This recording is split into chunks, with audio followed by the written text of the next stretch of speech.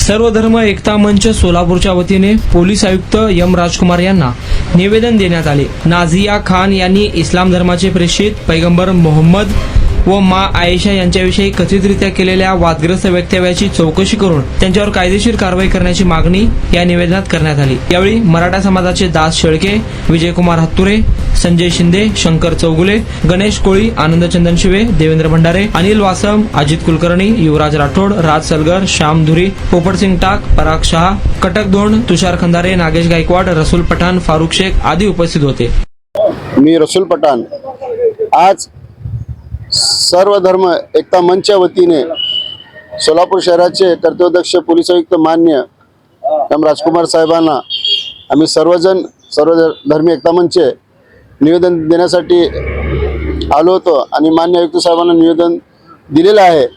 परवाच एक नाझिया इलाही खान नावाची महिला आमचे प्रेषित मोहम्मद पैगंबर साहेब माँ आयशा बाबत आक्षेप व्हिडिओ व्हायरल करून मुस्लिम समाजाने सर्व समाजाचे भावना दुखवलेल्या आहेत।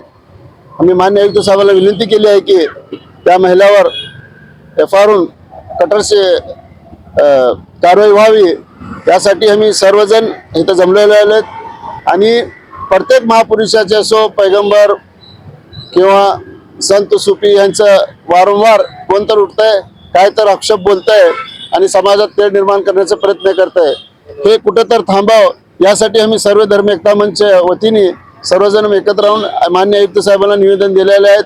आताच आमचे दास शेळके काकांनी सांगितलं आहे की परवाच जसं बागेश्वर धाम महाराज छत्रपती शिवाजी महाराजांचं अपमान केलं, डॉक्टर बाबासाहेबांचं प्रत्येक महापुरुषांचं हे होत आहे आणि बसवेश्वर महाराज प्रत्येकच महापुरुषांचं अपमान होत आहे, त्यासाठी त्यांना कठोर शासन व्हावं, कुठं तर कायद्याची जरब बसावी यासाठी आम्ही मान्य आयुक्त साहेबांना निवेदन दिलेलं आहे।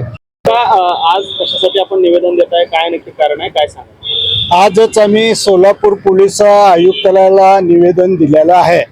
ते निवेदन सर्व धर्म समविचार सोलापूर या संघटनेमार्फत निवेदन दिलेलं आहे। निवेदनाचा विषय असा आहे की आज देशामध्ये एक लाट आलेली आहे की ज्या त्या धर्माच्या प्रमुखांना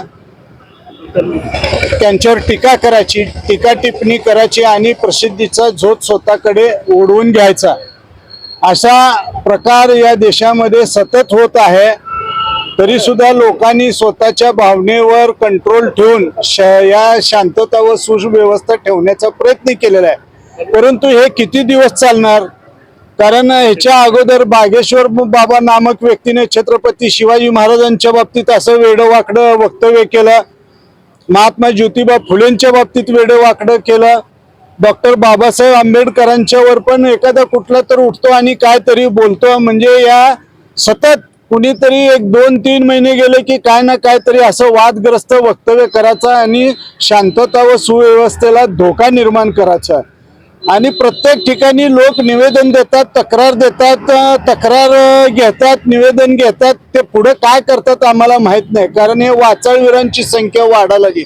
तेव्हा शासनाला आमची विनंती आहे की अशा वाचाळवीरांच्यावर कडक निर्बंध घालावेत आणि त्यांना कशी शिक्षा लागल अशा पद्धतीनं ती केस कागदपत्री व्यवस्थित करून पाठवून द्यावी। मी विजयकुमार हत्तुरे, कार्याध्यक्ष जागतिक लिंगायत महासभा।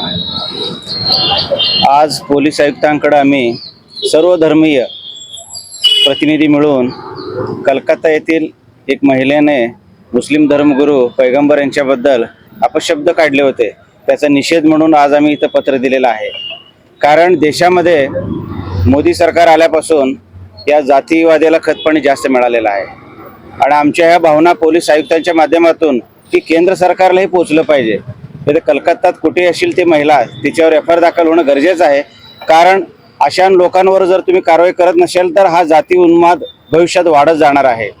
आता कर्नाटकमध्ये सुद्धा कणेरी महाराज एक संधी साधू महाराज आहे, तो बसव अनुयायांना बसव तालिबान म्हणून संबोधलं गेला आणि मोठ्या प्रमाणात तिथं आंदोलन झालं।